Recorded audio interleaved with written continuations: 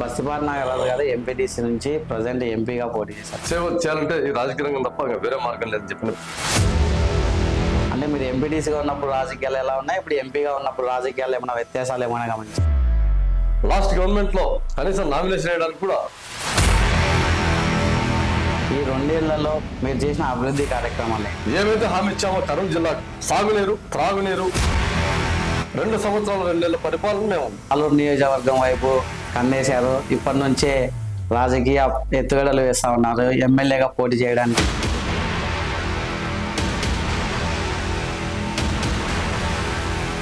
మనం లేని దాని గురించి ఆలోచించడం అది కరెక్ట్ కాదు. అది ఎందుకంటే అది పద్ధతి కూడా కాదు. Welcome to 9+. ఈరోజు లీడర్ కార్యక్రమంలో మన ముఖ్య అతిథి కర్నూలు ఎంపీ బస్తిపాటి నాగరాజు గారు.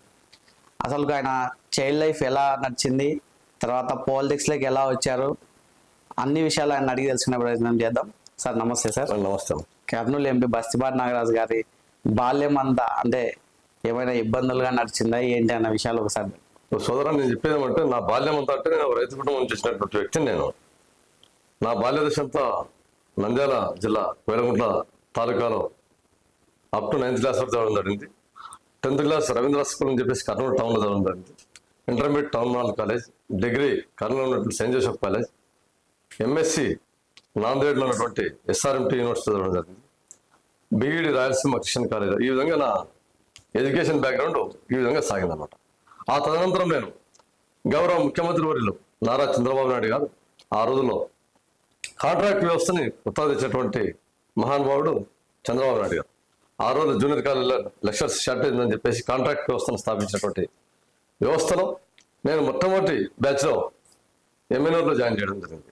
ఆ తదనంతరం నేను 3.5 years 4 years లెక్చర్గా పనిచేసిన తర్వాత ఆ తదనంతరం దీంట్లో రెగ్యులర్గా ఈ పోస్టు అని చెప్పేసి మన గవర్నమెంట్ కూడా అప్పుడున్నటువంటి తెలుగుదేశం గవర్నమెంట్ డిజాల్వ్ అయిన తర్వాత అభద్రతా భావంతో నేను బయటకు వచ్చి వ్యాపార రంగం దిశగా అడుగులు వేసి ఆ తదనంతరం ప్రజలకు సేవ చేసుకుంటూ నాకు ఉన్నంతలో వ్యాపారాన్ని అభివృద్ధి పరుచుకుంటూ ఆ తదనంతరం ఈ రాజకీయ రంగంలోకి రావడం జరిగింది. ఎందుకంటే మనం గవర్నమెంట్ సేవ చేయాలంటే ఈ రాజకీయ రంగం తప్ప వేరే మార్గం లేదని చెప్పి భావించి దీంట్లోకి వచ్చాను. అంటే ఎంపీ బస్తిపాటి నాగరాజు గారు ఒక లెక్చరర్గా పనిచేసుకుంటూ రాజకీయాల్లోకి రావాలని ఎందుకు అనుకున్నారో, అంటే మీకు రాజకీయాల్లో ఎవరైనా ఇన్స్పిరేషన్ ఉన్నందువల్ల వచ్చారు? గత ప్రభుత్వంలో జగన్మోహన్ రెడ్డి గారు చేసినటువంటి విధ్వంసము, అరాచకాలు మనలాంటి విద్యావంతులు కూడా రాజకీయాలకు రావాల్సిందే అని చెప్పేసి భావించి అందులో భాగంగా ముఖ్యంగా ఏమంటే నేను లెక్చర్గా పనిచేసేటప్పుడు క్లాస్ రూమ్లో 30 మంది 40 మందికి మాత్రమే టీచ్ చేసేవాడిని.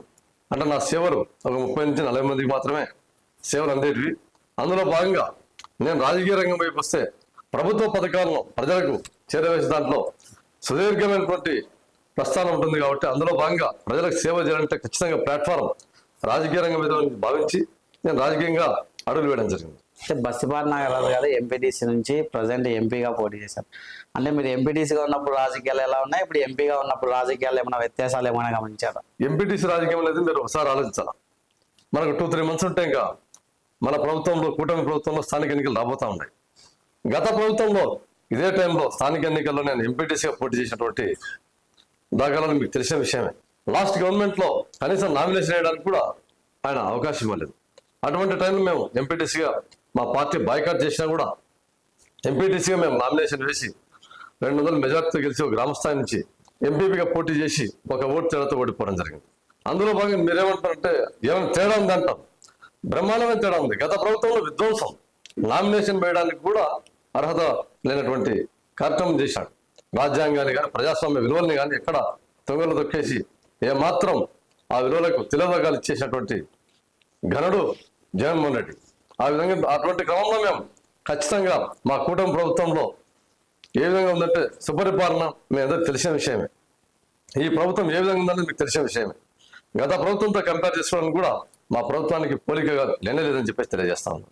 అంటే ఇప్పుడు మీరు ఎంపీగా కర్నూలుకి బాధ్యతలు చేపట్టి 2 years అయిపోయింది. ఈ 2 ఏళ్లలో కర్నూలు నియోజకవర్గం కావచ్చు, కర్నూలు జిల్లా వ్యాప్తంగా కావచ్చు, మీరు చేసిన అభివృద్ధి కార్యక్రమాలు ఏంటి? మీరు మీడియా మిత్రులు కూడా ఒకసారి ఆలోచించాలి.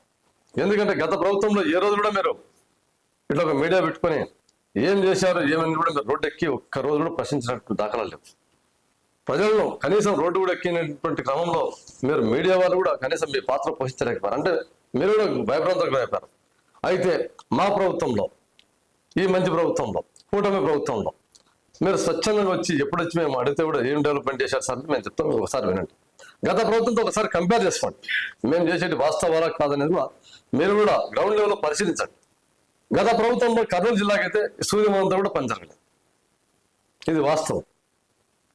మా ప్రభుత్వం వచ్చిన తర్వాత 2 సంవత్సరాల 2 నెలలు ఇంతపటికి 2 సంవత్సరాల 2 నెలల పరిధిలో మేము గవర్నమెంట్ రాకముందు మాకు ఎంపీ టికెట్ ఇచ్చిన తర్వాత గౌరవ ముఖ్యమంత్రి వర్యులు చంద్రబాబు నాయుడు గారితేనేమి మేమైతేనేమి ఆ రోజు ప్రచార పర్వంలో ఏమైతే హామీ ఇచ్చామో కర్నూలు జిల్లాకు, ఆ హామీలో భాగంగా 3 అంశాలు చెప్తాము. ఏం చేశామనేది. కర్నూలు జిల్లా అంటేనే పశ్చిమ ప్రాంతం, వలసలతో కూడినటువంటి ప్రాంతం ఇది. ఈ ప్రాంతంలో ఈ వలసలు ఆగిపోవాలని చెప్పేసి మనకు ముఖ్యంగా ఇరిగేషన్, సాగునీరు, త్రాగునీరు, పరిశ్రమలు ఈ 3 వచ్చేస్తే మనకు ఆటోమేటిక్గా ఖచ్చితంగా ఈ వలసలు ఆగిపోతాయని చెప్పేసి మా అజెండా ఆ రోజు ప్రచార పర్వంలో. అంతేగాక కూటమి ప్రభుత్వం ఇచ్చినటువంటి మేనిఫెస్టో కూడా సంపూర్ణంగా ఒకసారి సంక్షేమ దిశగా అడుగులు వేస్తున్నటువంటి క్రమంలో కర్నూలు జిల్లాకు ప్రత్యేకంగా ఈ 2 సంవత్సరాల 2 నెలల పరిధిలో ఏమొచ్చాయని నేను చెప్తాను 2 విషయాలు. ఇరిగేషన్ పరంగా 2014 నుంచి 2019 మధ్యన ఆ రోజు కూటమి ప్రభుత్వంలో భాగంగా తెలుగుదేశం రథసారథైనటువంటి మా జాతీయ అధ్యక్షుడు గౌరవ ముఖ్యమంత్రి నారా చంద్రబాబు నాయుడు గారు ఆలూరు ప్రాంతంలో వేదవతి ప్రాజెక్టుకు జీవో ఇచ్చి 2019లో ఈ ప్రాంతాన్ని సస్యశ్యామలం చేయాలని చెప్పేసి 2040 కోట్లు శాంక్షన్ చేయడం జరిగింది ఆ రోజు. ఆ తదనంతరం పరిపాలనలో భాగంగా జగన్మోహన్ రెడ్డి గారి యొక్క గవర్నమెంట్ వచ్చిన తర్వాత 8 టీఎంసీ ఉన్నటువంటి ప్రాజెక్టును 3 టీఎంసీ కుదించి ₹1 కూడా శాంక్షన్ చేయకుండా, 1 సెంటీమీటర్ పని చేయకుండా ఆ ప్రాజెక్ట్ అంతా నీరు గడిచారు. ఈ ప్రాంతం మీద అంతా వివక్ష చూపించారు. మరి మన గవర్నమెంట్ వచ్చిన తర్వాత ఈ రోజు గౌరవ ముఖ్యమంత్రి వర్యులు మన చంద్రబాబు నాయుడు గారు కూడా పత్తికొండకు రావడం జరిగింది. అంతేగాక అమరావతిలో కూడా ఈ జలవనరుల శాఖ మీద సమీక్ష పెట్టుకున్నప్పుడు కర్నూలు జిల్లాకు వేదవతి ప్రాజెక్టు ఇచ్చినటువంటి ఘనత మనదే కాబట్టి ఆ ప్రాజెక్టు 2022 లోపల కంప్లీట్ చేయాలని చెప్పేసి గౌరవ ముఖ్యమంత్రి వర్యులు స్వయంగా ఆదేశాలు జారీ చేశారు. ఆ ప్రాజెక్టులో భాగంగా 2400 కోట్ల రూపాయలు మనకు శాంక్షన్ చేయబోతా ఉన్నారు. దశల వారీగా 2028 ఈ ప్రాజెక్ట్ కంప్లీట్ చేస్తా అని చెప్పేసి సార్ మాట ఇవ్వడం జరిగింది. ఆ ప్రాజెక్టు జాగ్రత్తలు చేర్చడం జరిగింది. అంతేగాక ఈరోజు మీరు నన్ను ప్రశ్నిస్తా ఉన్నారు. ఒక వారం రోజుల తర్వాత అదే ఆలూరుగడ్డ మీదకి గౌరవ ముఖ్యమంత్రి వర్యులు రాబోతా ఉన్నారు ఆస్పరికి. కాబట్టి ఆ రోజు కూడా ఈ కరువు ప్రాంతం మీద చంద్రబాబు నాయుడు గారు ఆ రోజు వచ్చి మరొకసారి గట్టిగా ప్రజలకు హామీ ఇవ్వబోతున్నారని చెప్పేసి మేము అందరూ తెలియజేస్తా ఉన్నాను. అంతేగాక 2వ అంశం సాగునీటి పరంగా అంత పెద్ద ప్రాజెక్టు ఒక సైడు. 2వ అంశం హంద్రనివా అనేది మీ అందరికీ తెలిసిన విషయమే. గతంలో 1600 క్యూసెక్లు పారేది, ఇప్పుడు 3000 క్యూసెక్లు పారుతా ఉంది ప్రజెంట్గా. మన కూటమి ప్రభుత్వం వచ్చాక 2-3 మంత్స్లోనే దాదాపు 4800 కోట్ల రూపాయలు శాంక్షన్ చేశారు ఒక్కసారిగా. హంద్రనివా కర్నూలు టు కుప్పం వరకు నీళ్లు పారాలని చెప్పేసి, ఎక్కువ కోట శ్రీశైలం డ్రా చేయాలని చెప్పేసి అందులో 4800 కోట్లు అంటే ఆశామాషి విషయం కాదు. మనకు ఎందుకంటే ఉమ్మడి రాష్ట్రంలో కూడా ఏ రోజు అంత డబ్బులు ఎత్తిపోతల పథకానికి శాంక్షన్ చేసినటువంటి దాఖలాలు లేవు.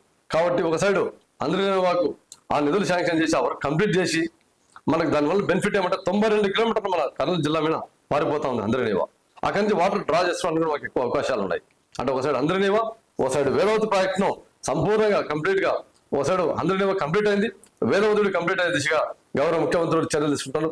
ఇది ఇరిగేషన్ వైడ్గా. పరిశ్రమల వైడ్గా మీరు బాగా ఆలోచించాలా. భారీ పరిశ్రమల శాఖ మంత్రి మన జిల్లాకి ఇచ్చారు టీజీ భరత్ గారికి. ఎందుకు ఈ ప్రాంతం అంతా వలసలు ఆగిపోవాలని చెప్పేసి భరత్ గారికి అదే పని ఆ శాఖను పని కట్టుకుని సార్ గౌరవ ముఖ్యమంత్రి వర్యులు అలాట్ చేయడం జరిగింది. అందులో భాగంగా మీరు చూస్తూ ఉన్నారు ఓర్వకల్ అనేది గౌరవ ముఖ్యమంత్రి వాళ్ళు చొరవ తీసుకుని భారతదేశ వ్యాప్తంగా 13 పారిశ్రామిక కేంద్రాలు వస్తే అందులో మన ఓర్వకల్ ప్రాంతాన్ని గుర్తించారు. అంటే ఇది ఆశామాషి విషయం కాదు. భారతదేశంలో 13 కేంద్రాలు వస్తే అందులో ఓర్వకల్ పెట్టారంటే గౌరవ ముఖ్యమంత్రి ఉన్నటువంటి చిత్తశుద్ధి అని చెప్పి మీకు తెలియజేస్తా ఉన్నాను. అందులో భాగంగా ఒక అడుగు ముందరికేసి గౌరవ ముఖ్యమంత్రి వర్యులు ఇక్కడ డ్రోన్ల హబ్ చేస్తా అని చెప్పేసి 400 ఎకరాలు కేటాయించడం జరిగింది. అందరూ త్వరలోనే ఫస్ట్ ఫేజ్ కింద 250 ఎకరాలకు భూమి పూజ జరగబోతుందని చెప్పేసి మీకు మీడియా ద్వారా ప్రజలకు తెలియజేస్తా ఉన్నాను. అంతేగాక గౌరవ భారీ పరిశ్రమ శాఖ మంత్రి టీజీ భరత్ గారు కూడా 2 అడుగులు నా కర్నూలు ప్రాంతం ఇంకా వలసలు ఆగిపోవాలని చెప్పేసి ఆయన స్వయంగా పరిశ్రమల కోసం తిరిగి రిలయన్స్ ఇండస్ట్రీస్ ని ఏషియాలో సెకండ్ అది మన బ్రాహ్మణపల్లి దగ్గర కడతా ఉన్నారు. దాదాపు అది 70% వర్క్ అయిపోయింది. ఈ విధంగా పరిశ్రమలు వలసలు పట్టాయి. ఒకసారి ఆలూరు ప్రాంతంలో వెండి పవర్ అయితేనేమి, సోలార్ అయితేనేమి భారీగా వస్తూ ఉంది. అంటే పారిశ్రామిక అభివృద్ధి అవుతా ఉంది, ఓ సైడ్ ఇరిగేషన్ పరంగా అభివృద్ధి అవుతుంది. కాబట్టి మీరు అందరూ ఇది ఆలోచించాలని చెప్పేసి మీకు తెలియజేస్తా ఉన్నా. అంటే ఎంపీగా ఇంకా 2 సంవత్సరాలు ఉంది. అసలు కర్నూలు జిల్లా వ్యాప్తంగా అసలు ఎంపీ బస్తిపాటి నాగరాజు గారి అంటే మీకు విజన్ ఏంటి? అభివృద్ధి పరంగా ఎలాంటి కార్యక్రమాలు చేయబోతా ఉన్నారు ఈ 2 ఏళ్లలో? నేను ఒక ఎంపీగా ఏ ఆశలతో అయితే ఈ ఎంపీని మీరు గెలిపించుకున్నారో 1,12,000 మెజార్టీతో మీ యొక్క ఓటు ఎక్కడ వృధా కాకుండా చిత్తశుద్ధితో నేను కూడా పనిచేస్తా ఉన్నాను. ఎందుకంటే నేను సగర్వంగా 2 విషయాలు చెప్పగలను. ఈ కూటమి ప్రభుత్వం వచ్చాక ఎన్డీఏ గవర్నమెంట్ మనది, నరేంద్ర మోదీ గారి యొక్క సహకారంతో, ఇక్కడ రాష్ట్ర ప్రభుత్వం యొక్క సహకారంతో మన కర్నూలు జిల్లాకి స్పెషల్లీ పారిశ్రామిక కేంద్రం ఓరోకల్ తెచ్చుకోవడం అనేది ఒక పెద్ద ఘనపాటి. దాంట్లో మేము భాగస్వామ్యం. ఒక ఎంపీగా మేము ఉండగా మన కర్నూలు జిల్లా ప్రాంతానికి, ఓరోకల్ ప్రాంతాన్ని పారిశ్రామిక కారిడార్, హైదరాబాద్ టు బెంగళూరు కారిడార్లో మనం సాధించామనేది మాకు పెద్ద మధురానుభూతి.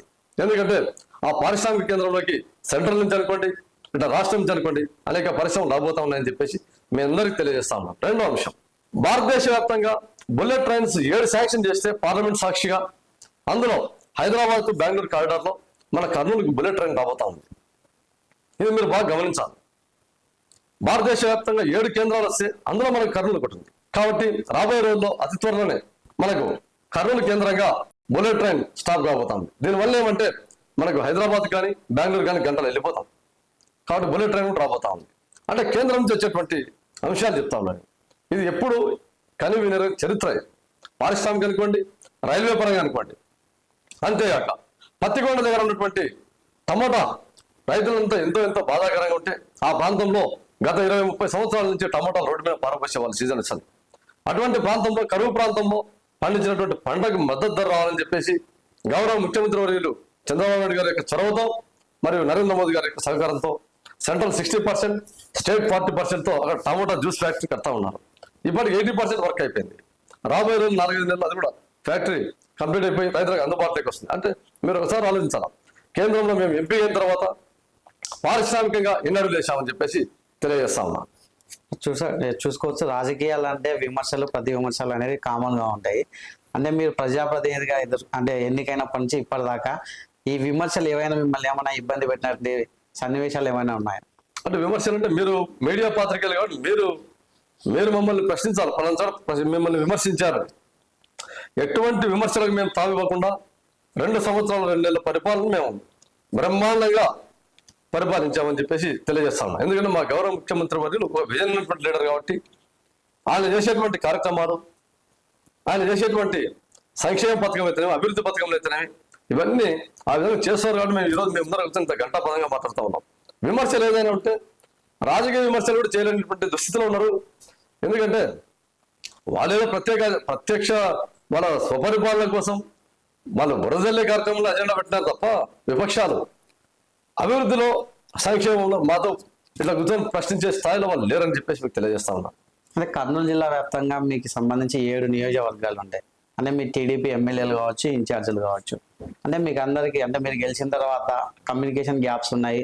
సరిగా అంటే ఎమ్మెల్యేలు వాళ్ళ నియోజకవర్గాల్లో అంటే అభివృద్ధి కార్యక్రమాలకి ఇన్విటేషన్ లేదని ఒక ఆరోపణ ఉంది. దీనిపైన మీరు ఎలా స్పందిస్తారు? సోదరా, నేను చెప్పేది ఒకటి, మీరు ప్రశ్నించే ముందు పలానా ప్రోగ్రాం మిమ్మల్ని పిలవలేదంటారు కూడా నేను ప్రశ్నించచ్చు. నేను డైరెక్ట్ సమాధానం చెప్పగలను.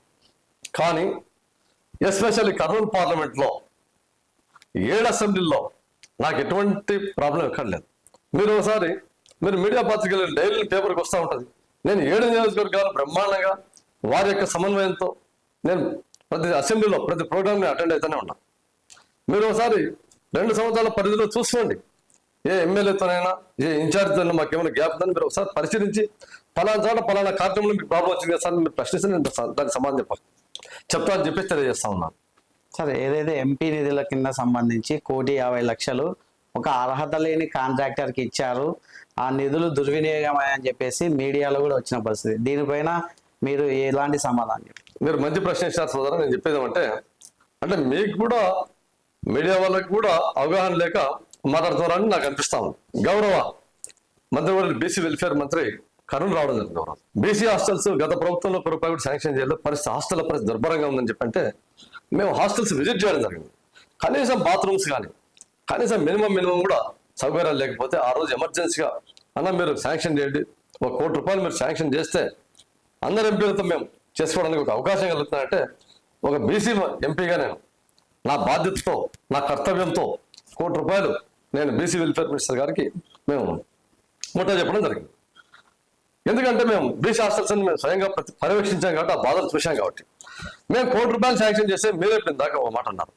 ₹1,50,00,000 శాంక్షన్ చేశారంట కదా సార్ మీరు అంట. అంటే ఇక్కడనే గ్యాప్ తీసుకోండి మీరు. మేము ₹1 శాంక్షన్ చేస్తే ఒక మీడియాగా మీరు ₹1,50,00,000 దుర్వినియోగం అని అంటున్నారు. అంటే ఇక్కడ మీకు కూడా దాని మీద అవగాహన లేదని అర్థం. ఇది ఒక పాయింట్. ఆ ₹1 కూడా ఏ విధంగా ఖర్చు అవుతాయంటే మేము గౌరవ మంత్రివర్గకి మేము హ్యాండ్ ఓవర్ చేస్తాం. ఎంపీ నిధులు అంటే మంత్రికి ఇస్తే ఎక్కడ మేజర్ ప్రాబ్లమ్స్ ఉంటే, ఎందుకంటే కర్నూలు జిల్లా వేడిగా హాస్టల్స్ నెంబర్ ఆఫ్ ఉన్నాయి. దాంట్లో కూడా ఒక 20 హాస్టల్స్ మేజర్గా తీసుకొని ఒక్కొక్క హాస్టల్ 4 లక్షలు 5 లక్షలు అవి ఎంత ఉంటాయి చెప్పండి. మీరు ఒక్కసారి ఆలోచించాలి. 4 లక్షల రూపాయలతో ఎంత పని చేయగలుగుతారు అక్కడ నామినేషన్ పద్ధతి మీద.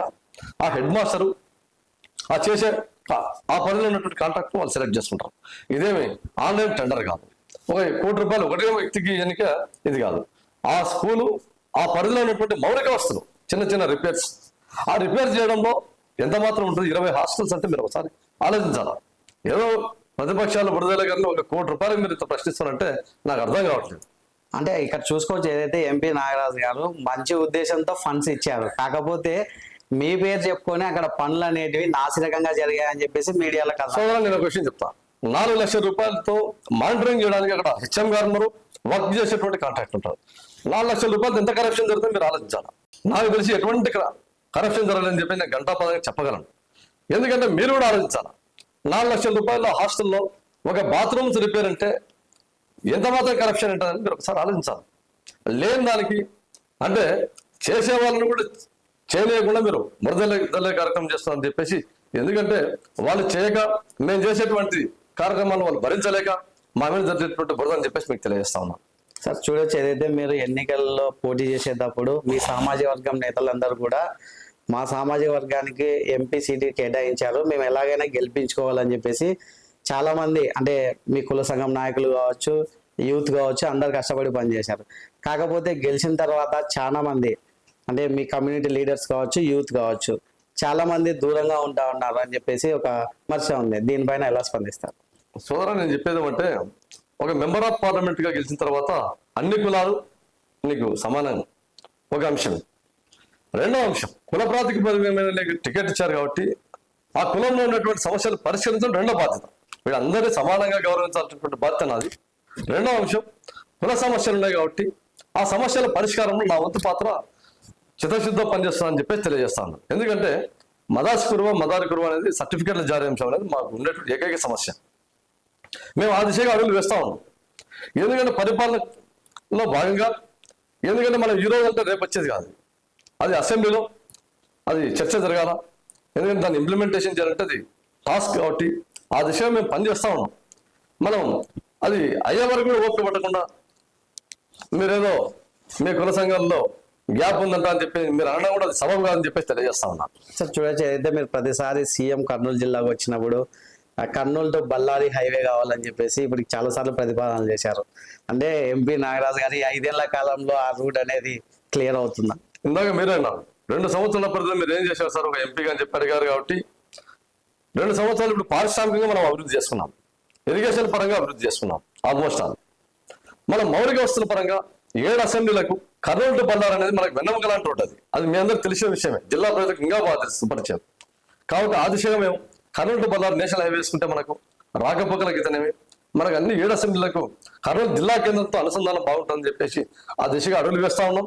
మీరు పలు సందర్భాల్లో మేము గౌరవ ముఖ్యమంత్రిని అడగడం అందరికి తెలిసిన విషయమే. సార్ కూడా ఖచ్చితంగా కర్నూలు టు బళ్ళారి రోడ్డు వేస్తామని చెప్పేసి గట్టిగా హామీ ఇచ్చారని చెప్పేసి మీ అందరికి తెలియజేస్తా ఉన్నాం. సార్ చూడొచ్చు, ఏదైతే కర్నూలు జిల్లా రాయలసీమలో ఎక్కువ నిరుద్యోగులు, ఇక్కడ పంటలు పండకపోవడం కావచ్చు, కరువు కావచ్చు, అలాగే నిరుద్యోగ సమస్య కూడా ప్రతి సంవత్సరం పెరుగుతూనే ఉంది. అంటే మీరు ఎంపీగా కేంద్ర ప్రభుత్వంతో మాట్లాడి ఇక్కడ యువతకు ప్రత్యేకంగా ఏమైనా జాబ్స్ తెచ్చే అవకాశాలు ఉన్నాయి? మిత్రులారా, సోదరులారా, మీరు ఆలోచించాల్సింది ఒకటే, మీరు ప్రత్యేకంగా జాబ్ల గురించి మీరు మరీ ప్రస్తావిస్తున్నారని చెప్తా. గత ప్రభుత్వంలో ఇదే ఉమ్మడి జిల్లాలో నంద్యాల నుంచి మన గౌరవ ముఖ్యమంత్రి వారిని అరెస్ట్ చేసిన దేనికోసం, ఈ స్కిల్ సెంటర్స్ పెట్టడానికి చేశారు. దాంట్లో ఏమీ లేదని తెలిపోయి ఆ కేసు కూడా క్లోజ్ అయిపోయింది. మరి అటువంటి కార్యక్రమాన్ని మళ్ళీ మన ముఖ్యమంత్రి వచ్చిన తర్వాత స్కిల్ సెంటర్స్ బ్రహ్మాండంగా ఓపెన్ చేసి గతంలో కంటే కూడా రెట్టింపు చేసి చాలా మందికి ఉపాధి ఇస్తా ఉన్నారు. మరియు మన ప్రాంతాన్ని పారిశ్రామికంగా ఆల్రెడీ గుర్తించారని మీకు చెప్పాను, ఓరగల్ ప్రాంతాన్ని. ఆ ప్రాంతంలో పరిశ్రమలు వస్తే మన కర్నూలు జిల్లా పశ్చిమ ప్రాంతం వాళ్ళంతా ఎంప్లాయ్మెంట్కు సుగమం అవుతుందని చెప్పేసి మీకు తెలియజేస్తాను. పారిశ్రామిక కేంద్రం వచ్చిందంటే మీరు ఆలోచించాలి. పారిశ్రామిక కేంద్రం వచ్చింది మన జిల్లా కంటే అర్థమైంది అంటే ఎంప్లాయ్మెంట్ కోసమే కదా మనకు పారిశ్రామిక కేంద్రం. కాబట్టి దాంట్లో పరిశ్రమలు రాబోతా ఉన్నాయి. ఎందుకంటే సెమీ కండక్టర్ పరిశ్రమ కూడా అక్కడ తేవాలని చెప్పేసి గౌరవ మంత్రివర్యులు భరత్ గారు కూడా చాలా చిత్తశుద్ధితో పనిచేస్తా ఉన్నారు. ఎందుకంటే మినిమం ఒక 50,000 కోట్ల రూపాయలు కనీసం మన కర్నూలు జిల్లాకు పారిశ్రామిక ఫండ్స్ తీసుకొని వచ్చేసి ఈ ప్రాంతాన్ని పారిశ్రామికంగా డెవలప్ చేస్తే మీరు చెప్పినట్లు నిరుద్యోగ యువతకు మనగానే ఉద్యోగం దొరుకుతుంది. కాబట్టి ఖచ్చితంగా అన్ని పెట్టుబడులు రావాలని చెప్పేసి మేమంతా ఆ దిశగా అడుగులు వేస్తున్నామని చెప్పేసి తెలియజేస్తా ఉన్నాం. సార్ మీ నియోజకవర్గంలో అంటే మీ పార్లమెంట్ నియోజకవర్గంలో మీ ఊరు పక్కన మీ ఊరితో పాటు మీ ఊరు పక్కన ఉన్నటువంటి కొన్ని పల్లెలకి దాదాపు కొన్ని సంవత్సరాల నుంచి కూడా ఓల్డ్ సిటీ నుంచి వంతెన పడితే ఈ డిస్టెన్స్ తగ్గుతుంది. అంతేకాకుండా చాలా మంది రోడ్డు ప్రమాదాలకు గురై ప్రాణాలు కూడా పోగొట్టుకుంటున్న పరిస్థితి. ఆ వంతెన గురించి వాళ్ళ పోరాటానికి ఎంపీగా మీరు ఏమైనా పాలు పంచుకుంటారా సార్? నేను ఒక ముఖ్యమైన విషయం చెప్పగలుగుతాను. మా గ్రామాల విషయం మీరు చెప్పారు కాబట్టి ఒక 2 months బ్యాక్ గౌరవ ముఖ్యమంత్రి వర్యులతో ఎమ్మెల్యేలు ఎంపీ మంత్రివర్యులతో సమావేశం జరిగింది. ఆ సమావేశంలో కూడా టీజీ భరత్ గారు మేము ఒక ప్రతిపాదన పెట్టడం జరిగింది గౌరవ ముఖ్యమంత్రి వర్యుల దగ్గర. కర్నూలు టు ఎందుకంటే సెయింట్ జోసెఫ్ కాలేజ్ దగ్గర అక్కడ బ్రిడ్జి కమ్ కల్వర్ట్ వేస్తే 2 రకాలుగా అంటే వాటర్ పారిపోతాయి, అవసరమైతే అవతల గిరితలు రాకపోకలకు కూడా అనుకూలంగా ఉంటుందని చెప్పేసి ఆ ప్రాంతం అంతా నీళ్లు మనకు స్టాక్ పాయింట్ అయితే కర్నూలు జిల్లాకంతా కర్నూలు హెడ్ క్వార్టర్ కంతా త్రాగునీరు ఉంటుంది, ఆ పక్క ఉన్నటువంటి గ్రామాలకంతా సాగునీరు కూడా ఉంటుందని చెప్పేసి 420 కోట్లతో దాదాపు ఆ ప్రాజెక్టు మీద మేము అది ఖచ్చితంగా దాన్ని శాంక్షన్ చేసుకొని, ఎందుకంటే హైదరాబాద్ హుస్సేన్ సాగర్ ఏ విధంగా ఉందో మన కర్నూలు టౌన్ కూడా ఉత్తర దిశ బ్రహ్మాండంగా తూర్పు దిశకు నది పారిపోతా ఉంది. కాబట్టి ఆ ఆనకట్ట వేసుకుంటే మనం అంటే బ్రిడ్జ్ కమ్ బ్యారేజ్ అనేది 2 రకాలుగా మన చెన్నమ్మ సర్కిల్లో మనకు ఉంది కదా, ఆ టైప్ వేసుకుని కింద వేసుకుంటే మనకు రాకపోకలకు అనుకూలంగా ఉంటుంది, వాటర్ సాగ్ అవుతుంది, మనకు ఒక టూరిజం పాయింట్ అనుకోండి, త్రాగునీరు అనుకోండి, సాగునీరు అనుకోండి అన్నీ వస్తుంది. కాబట్టి మల్టీపర్పస్ అక్కడ మనకు కర్నూలు టౌన్ కానుకుంది. కాబట్టి ఆ దిశగా మంత్రివర్యులు మేము పనిచేస్తా ఉన్నాం. దేవుని దయవల్ల అది కానీ ఏంటంటే మనకు మీరు చెప్పినటువంటి కళ నిజమవుతుందని చెప్పేసి తెలియజేస్తాను. ఎందుకంటే ఆ గ్రామాలకు రాకపోకలకు మరి అన్ని వాటర్ ఫెసిలిటీస్ సాల్వ్ అవుతాయి మనకు. సార్ చూడొచ్చు, ఏదైతే ముఖ్యంగా కర్నూలు జిల్లాలో గత కొన్ని సంవత్సరాల నుంచి కూడా పార్టీలు మారుతా ఉన్నాయి, రాజకీయ నేతలు కూడా మారుతా ఉన్నారు. అంటే ముఖ్యంగా ఈ కర్నూలు జిల్లా తలరాతలు మారాలని చెప్పేసి వేదవతి గుండ్రేవల ప్రాజెక్టులు అందరు కూడా వస్తాము పూర్తి నిర్మాణం చేస్తామని చెప్పి చెప్తా ఉన్నారు. ఇటీవల కూటమి ప్రభుత్వం కూడా డిపిఆర్ సిద్ధం చేయమని చెప్పేసి జలవనరుల శాఖ చెప్పినట్లు కూడా కథనాలు వచ్చాయి. అయితే రేపు హాస్పిటల్లో ముఖ్యమంత్రి చంద్రబాబు నాయుడు పర్యటన ఉంది. ఆ పర్యటనలో ఈ ప్రాజెక్టు గురించి ఏమైనా పరిశీలించే అవకాశం ఉంది, లేదంటే మీరు ఎంపీగా రిక్వెస్ట్ చేసే అవకాశం ఉందా? మిత్రమా నేను చెప్పేది ఏమంటే గౌరవ ముఖ్యమంత్రి వారు కూడా ఒక మాట చెప్పడం జరిగింది. మాకు మొన్నటి రోజున చూశారు హోస్పేట దగ్గర తుంగభద్రమైనటువంటి హోస్పేట బ్రిడ్జ్ ఆ బ్యారేజీ హోస్పేట బ్యారేజ్ ఆ బ్రిడ్జి చరిత్రలో ఆ హోస్పేట డ్యామ్ చరిత్రలో 3 ముఖ్యమంత్రులు ఒకటేసారి కలిసినటువంటి దాఖలాలు ఎప్పుడు లేవు. ఇటు తెలంగాణ, కర్ణాటక, ఆంధ్ర సీఎం మొన్న రోజున కొత్త గేట్లు బిగించి ఆ శంకుస్థాపన కార్యక్రమంలో భాగంగా ఆ డ్యామ్ గేట్లను జాతికి అంకితం చేయడం జరిగింది. ఆ రోజు కూడా గౌరవ ముఖ్యమంత్రి వర్యులు చంద్రబాబు నాయుడు గారు స్వయంగా కర్ణాటక ముఖ్యమంత్రి వర్యుల్ని సంప్రదిస్తే గుండెల ప్రాజెక్టు మీద సార్ మాట్లాడడం జరిగిందని చెప్పేసి గౌరవ ముఖ్యమంత్రి వర్యులు మాకు చెప్పడం జరిగింది. వాళ్ళు కూడా సానుకూలంగా ఉన్నారు. ఆ దిశగా మనకు అడుగులు వేద్దామని చెప్పేసి అందుకే దానికోసం మన డిపిఆర్ కూడా రెడీ చేయమని చెప్పేసి ఆ దిశగా సార్ గట్టిగా జలవనరుల శాఖ వాళ్ళకు ఆదేశాలు ఇవ్వడం జరిగింది. మీరు చెప్పారు మీ మార్క్ ఏందని చెప్పంటారు. ఈ కూటమి ప్రభుత్వం యొక్క మార్క్ ఏమంటే చంద్రబాబు నాయుడు గారితోనే సాధ్యమవుతుంది కర్నూలు జిల్లా దిశ మారాలంటే. ఇంకా ఏ ప్రభుత్వంలో మారదని చెప్పేసి నేను సగర్వంగా చెప్పాను. ఎందుకంటే సార్ ఉండగానే తెలుగుదేశం పార్టీ గవర్నమెంట్ ఉండగానే, ఎందుకంటే మన యువనాయకుడు నారా లోకేష్ గారు యువగలంలో భాగంగా కర్నూలు పశ్చిమ ప్రాంతాన్ని స్వయంగా చూశారు. పలు సందర్భాల్లో అసెంబ్లీలో ప్రస్తావించడం జరిగింది సార్ కూడా. అందులో భాగంగా డిఎస్సి కూడా రాష్ట్ర వ్యాప్తంగా 16,400 పోస్టులు ఇస్తే 2,570 పోస్టు మన కర్నూలు జిల్లాకి ఇచ్చారు నారా లోకేష్ గారు, ఐటీ విద్యాశాఖ మంత్రులు. ఎందుకంటే ఈ ప్రాంతం చాలా వెనకబడింది అని చెప్పేసి 30% కోట మనకు సపరేట్గా అలొకేషన్ చేశారు. అంటే యువగలంలో సార్ స్వయంగా చూశారు. కాబట్టి ఒక సైడు నారా లోకేష్ గారు, మరొక సైడు గౌరవ ముఖ్యమంత్రి వారు ఇద్దరు కలిసి చిత్తశుద్ధితో ఈ కర్నూలు ప్రాంతాన్ని అభివృద్ధి పరచడంలో కంకణం కట్టుకున్నారని చెప్పేసి మీకు తెలియజేస్తా ఉన్నాను. Sir final question, MP Bastipati Nagaraju గారు వచ్చే ఎన్నికల్లో ఆలూరు నియోజకవర్గం వైపు కన్నేశారు. ఇప్పటి నుంచే రాజకీయ ఎత్తుగడలు వేస్తూ ఉన్నారు ఎమ్మెల్యేగా పోటీ చేయడానికి అని చెప్పేసి ఈ మధ్య కాలంలో బాగా వినిపిస్తూ ఉంది. అంటే ఎమ్మెల్యేగా పోటీ చేయబోతున్నారా? మిత్రులు, నేను చెప్పేది ఏమంటే, మనం ఎంపీటీసీ నుంచి ఎంపీకి వచ్చాం. ఇది ఆశామాషం. రాజకీయ వ్యవస్థలో అత్యంత చిన్న పోస్ట్ ఏదంటే ఎంపీటీసీ. ప్రాదేశికంగా అత్యంత పెద్ద సభ ఏదంటే లోక్సభ. అటువంటి లోక్సభలో ఉండి 2 సంవత్సరాలు పూర్తయిన కాలంలో మనకు 3 సంవత్సరాల కాల వ్యవధి పెట్టుకొని ఇంకా మనం చేయాల్సినటువంటి కర్తవ్యం చాలా ఉంది. ఇంకా మనం చేయాల్సినటువంటి బాధ్యతలు చాలా ఉన్నాయి. మనం ఇవి సంపూర్ణంగా చేయకుండా 3 సంవత్సరాలు ఎలక్షన్ పెట్టుకొని ఇంకా మీరు అవుతారంట కదా అని చెప్పి అనడం, మీరు ఫస్ట్ ఇది అడగడం కూడా అంత సమంజసం కాదు. మన ముందున్నటువంటి బాధ్యతలేమి, మనం చేసినటువంటి కర్తవ్యాల మీద మనం దృష్టి సారించి ముందు వాటి విషయంలో మనం చిత్తశుద్ధం మన కర్నూలు జిల్లాకు మనం అనుకున్న లక్ష్యాలను సాధించిన తర్వాత ఆ రోజు ఎలక్షన్లు వచ్చినప్పుడు ఆ పరిస్థితిని బట్టి మనకు ఎక్కడ మన సేవలు అవసరమైతే ఆ దిశగా మనం అడుగు చేసి ఏ రకంగా ఉంటే ఆ రకంగా అధిష్టానం ఆదేశాల మేరకు నేను పనిచేస్తాను అని చెప్పి తెలియజేస్తా ఉన్నాను. అంటే ఒకవేళ పార్టీ మీకు ఆలూరు అవకాశం ఇస్తే వెళ్ళి బరిలో ఉండే అవకాశం? అధిష్టానం ఏం సూచన చేస్తాం. మనం ముందు ఉన్నటువంటి బాధ్యత అంటే 3 సంవత్సరాలు లోక్సభ పరిధి పెట్టుకొని మనం లేని దాని గురించి ఆలోచించడం అది కరెక్ట్ కాదు. అది ఎందుకంటే పద్ధతి కూడా కాదు. ఎందుకంటే మన ముందున్న లక్ష్యం ఏమి, ఇప్పుడు 3 సంవత్సరాలు చిన్న పీరియడ్ కాదు, ఇంకా హాఫ్ పీరియడ్ కూడా కాలేదు. మనం ఈ చేయాల్సిన బాధ్యతను మరిచి రాజకీయం కోసం ఏదో రాజకీయం లబ్ధి కోసం రాజకీయ ప్రలోభాల కోసం వినడం, మేమేదో మాట్లాడడం ఇది రైట్ కాదు. ఈ టైం కాదు. మనం అభివృద్ధి మీద దృష్టి సారించాలని చెప్పి తెలియజేస్తాం అన్నట్టు. Okay, thank you sir. Right, నమస్తే. ఇది ఓవరాల్ గా చూసుకుంటే ఏదైతే రాజకీయాలు లేక విమర్శలు ప్రతి విమర్శలు ఉంటాయి అవన్నీ పట్టించుకోకుండా కేవలం కూటమి ప్రభుత్వంతో పాటు కర్నూలు జిల్లా అభివృద్ధికి మాత్రమే నేను పాటుపడి పనిచేస్తానని చెప్పేసి కర్నూలు ఎంపీ బస్తిపాటి నాగరాజు గారు తెలుపుతున్న పరిస్థితి. ఇది ఈరోజు లీడర్ కార్యక్రమంలో ఎంపీ బస్తిపాటి నాగరాజు గారి మొత్తం పొలిటికల్ లైఫ్ గురించి వివరాలు. ధన్యవాదాలు.